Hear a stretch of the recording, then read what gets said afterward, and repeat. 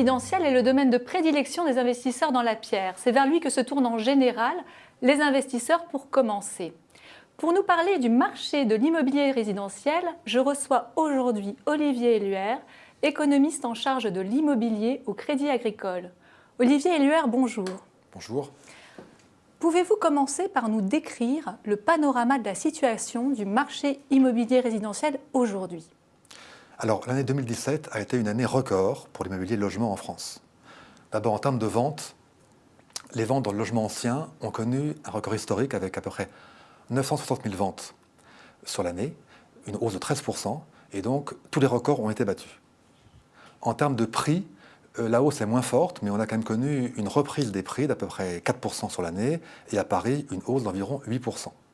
Dans le neuf, la situation est un peu moins dynamique, mais on a quand même connu un niveau de vente très élevé qui retrouve les niveaux du boom précédent des années 2000. Au regard de ces évolutions, quels sont selon vous les facteurs de soutien du marché de l'immobilier résidentiel ?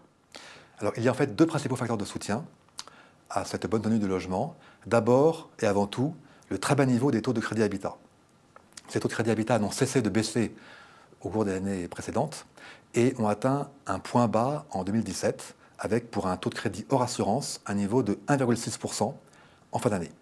Ces très bas niveaux et le fait qu'ils commencent un tout petit peu à remonter font que les ménages sont tentés d'acheter. Il y a un effet d'aubaine et les ménages sont moins prudents, moins attentistes et anticipent ou déclenchent un achat de logement.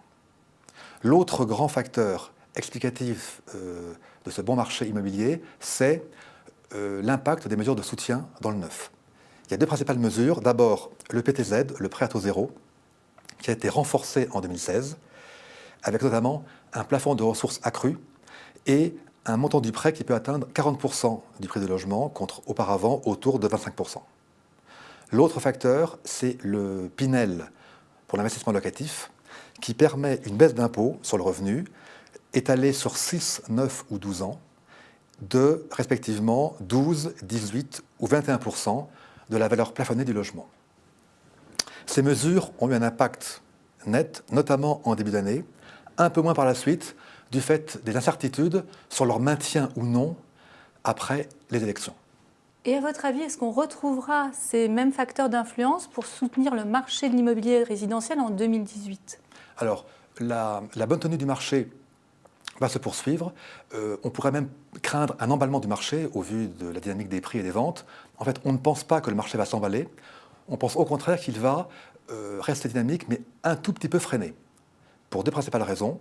D'une part, les nouvelles mesures fiscales dans le logement neuf, et d'autre part, une légère remontée des taux de crédit. Et est-ce que vous pensez que le nouveau plan logement et la réforme de l'ISF, l'impôt sur la fortune qui est devenu l'impôt sur la fortune immobilière, devraient affecter le marché de l'immobilier résidentiel en 2018 ? Le plan logement est un plan très positif pour le logement, avec notamment le choc d'offres, c'est-à-dire des mesures sur notamment le foncier, qui vont jouer de façon favorable, mais qui ne joueront pas dans l'immédiat, du fait notamment de la difficulté d'obtenir des permis de construire et du délai pour réaliser une opération immobilière qui est très long et qui fait que l'effet sur 2018 sera assez limité. Les mesures fiscales PTZ et Pinel sont prolongées sur 4 ans, ce qui est un point très positif. Mais en revanche, elles sont recentrées sur les zones dites tendues, ce qui fait qu'en zone non tendue, il y aura moins de ventes de logements neufs. Enfin, l'effet de l'ISF, qui donc devient l'IFI, et plus généralement la mise en place d'une flat tax d'un taux de 30% sur l'ensemble des placements financiers, risque d'entraîner des arbitrages de l'immobilier vers le financier.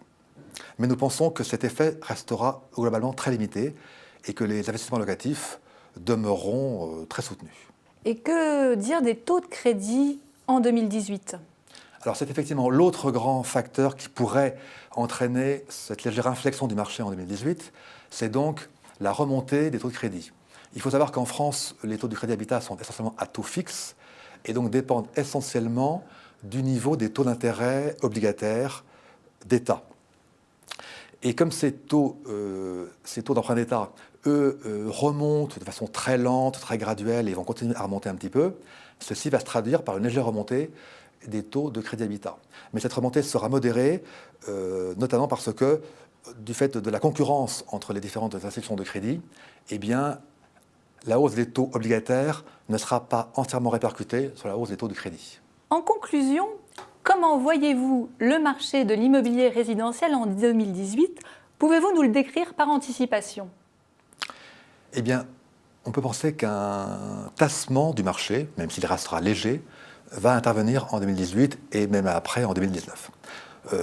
D'abord pour une principale raison qui est que la conjonction de la légère hausse des taux de crédit et de la hausse des prix des logements entraîne une réduction de la surface achetable par un ménage.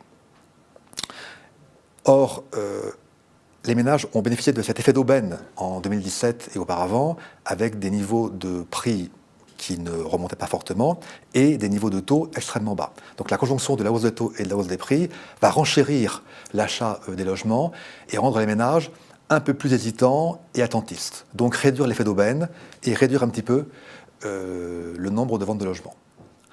En revanche, il faut quand même rappeler que le contexte économique français s'améliore, avec une hausse du PIB d'environ 1,9% en 2018 comme en 2017, une réduction du taux de chômage, donc un contexte économique plus favorable au marché du logement. Ce qui fait qu'au total, on prévoit une légère baisse des ventes de logements en 2018, d'environ 5 à 6% dans l'ancien. Dans le neuf, du fait des mesures fiscales recentrées sur les zones tendues, on aura une baisse d'environ 10% du nombre de ventes de logements, mais ceci par rapport à des niveaux extrêmement élevés, ce qui fait que le nombre de ventes restera très soutenu. Et les prix des logements, eux, continueront à rester sur une tendance assez favorable en 2018, d'environ 4% sur un an, et freineront à l'horizon 2019. Donc, pour conclure, le marché va se tasser légèrement, mais restera à des niveaux élevés. Donc le marché reste tout de même relativement attractif. Olivier Éluard, merci.